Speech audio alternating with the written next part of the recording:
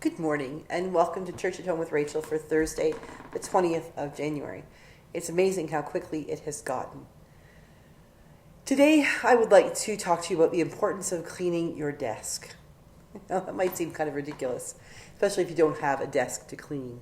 But I'm reminded of something I saw, and it was a retired admiral or vice admiral speaking to his alma mater from university to graduates at their graduation ceremony, and he talked to them about the importance of making your bed. And I could be way off, but this is what I got out of what he said, is that if you do nothing else at all in the day, the first thing when you wake up, make your bed. Make it look good. Make it look pristine. Make your bed. Because when you make your bed, you know that you have accomplished something that day. You have done one thing, at least one thing, that is complete. You have accomplished one task. And I'm not sure whether he says it, but I know I heard somebody else say it recently, is that when you make your bed in the morning, it gives you a gift to unwrap at night.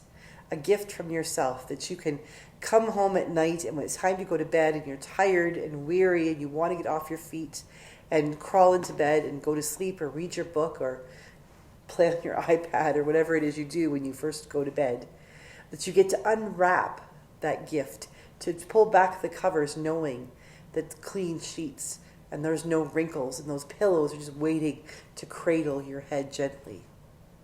What an incredible gift to yourself to be able to crawl into that made bed. What an incredible gift to yourself to know that no matter what else happens in your day, you were able to accomplish at least one thing. And if you think about it, if you can accomplish one thing in your day, how many other things can you accomplish? I know that for me, I set these great grandiose goals. One of these days I'll turn the camera around in my office and show you my to-do wall filled with post-it notes and the days of the week and to do later, like the next week, next month, 2 months from now, 2 weeks from now, a year from now. All these things reminding me of all the things I have left to do. Well, the flip side of that is every time I do one of those things, if I'm going to do something like, for instance, record church at home, I take that record church at home for Thursday, I take that post-it note off the wall and I put it on the desk in front of me. And then I sit down or I stand in the church or my office or wherever I am, and I record that church at home. And then when I'm done recording it and uploading it to my computer and doing all the stuff that has to go with it, then I write it in my book of what I've done for the day. And then I take that piece of paper and I throw it in the recycling. And there's such a sense of accomplishment. I know that I got another task done. And it's not just any task. It's a task that's important to me. I don't put on my wall, brush my teeth. I don't put on my wall, drink my water, walk on the elliptical, things like that. I put on the wall those things that are not mundane, those things that I think need to get done. Whether they actually need to get done or whether it's something that I need to do for myself. If they're important, they're on the wall. And I take those pieces of paper down, and while I'm working on them, they're right there. That note is there to remind me that you're not, I have a tendency to get distracted. So when I get distracted, I want to go and do that or check that email or do something else.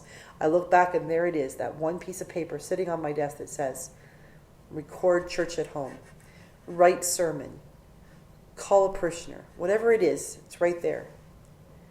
And then when I'm done with it, I have that feeling of having accomplished something, and I take it and I throw it in the recycling, and I know that is done.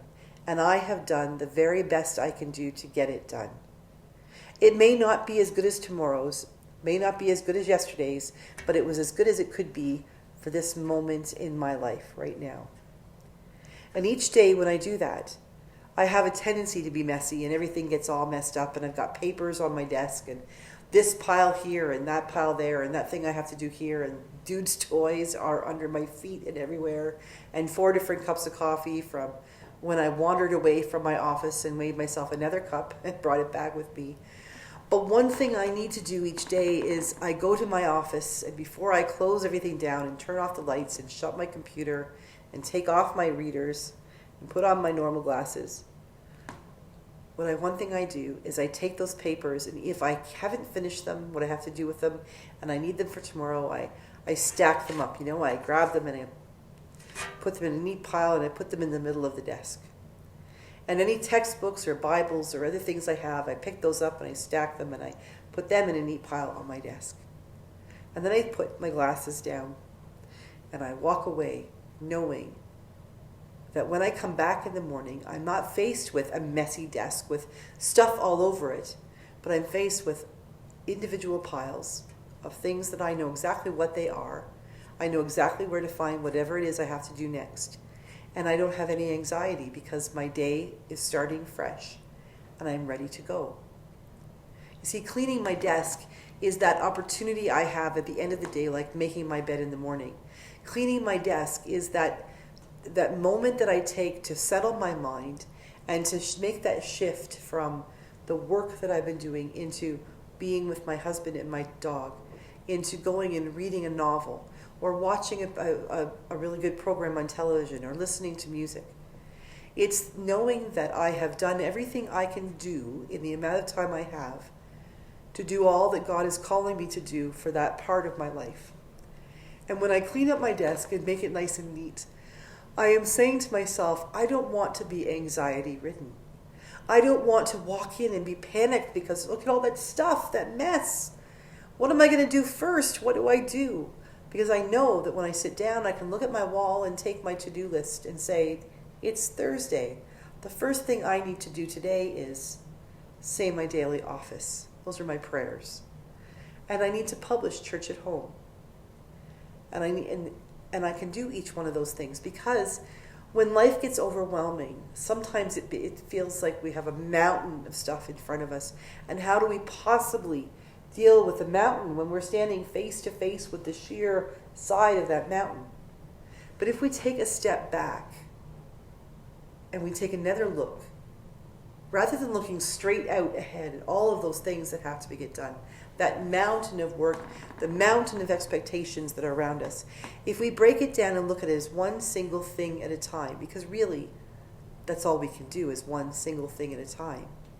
If we take a look at that one single thing at a time and give ourselves 100% into doing that as well as we possibly can in the moment that we're doing it, we will feel accomplished when we have completed it. If we can't complete it and we need to set it aside because we don't have the resources we need or the answers to questions or things like that, then we can set it aside knowing that there's nothing more that we can do with it right now. And when we're ready for it, it will still be there. And then we can take on the next step, the next post-it note, the next task at hand, knowing that each time we have completed one small step, if we step back and look at that mountain, we start to realize we're not at the bottom anymore, facing directly into the cliff face. We are halfway up the mountain because we took another path. We stepped back and took a look and said, here's the first step, and the second step, and the third step. And at the end of the day, there's always stuff we could do. Even when I go on holidays, there are more things I could do. And if Rob would let me, I would probably spend every minute until the minute we drive into the driveway working on something else that needs to get done, because that's just the way life is, isn't it? We always have something else we could do. But the other part of life is that we always have the choice to say, is it really essential that that gets done? Or could that wait? So every day, at the end of the day, I tidy up my desk. It's like making my bed in the morning, which I do every day. When I tidy up my desk at the end of my day, of my work day, it tells me that God is saying to me, take some Sabbath time, take some time to rest, take some time to play, take some time to focus on other things that fill you up with joy and peace and energy, so that when you come back to this desk and you tackle those piles of work that need to be done, and those post-it notes, those to-do lists that you will have the energy and you will have the focus to be able to do it. If we allow ourselves to be organized enough to make our bed and know that we have completed something, to write out our to-do list and cross it off or throw out a post-it note, we get the gift of knowing that we have accomplished something. And when we do that, when we accomplish something with the things that we are called to do each day, whether it's for work or family or whatever it might be, then that means we are serving God to the best of our ability because we are doing what God has given us to do. But God never expects us to do what he wouldn't expect himself to do. And remember what Jesus did.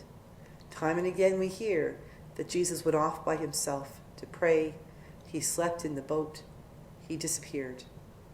Jesus tidied up his desk, made sure everything was okay so that he could take the evening, and in the morning after he made his bed, then he started in again. Give yourself permission to be organized and ready to face your day by making your bed in the morning, and give yourself permission to be organized and ready to face whatever comes next by tidying your desk, whatever your desk may look like at the end of the day. Don't live in chaos. Allow your heart and your mind and your body and your environment to be an ocean of serenity and peace.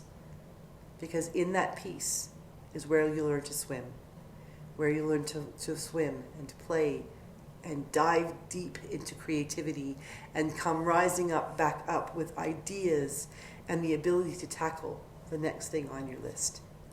So today, as you're working hard and you're doing your thing, please take time to make sure that you take time to organize and tidy up and clean your desk.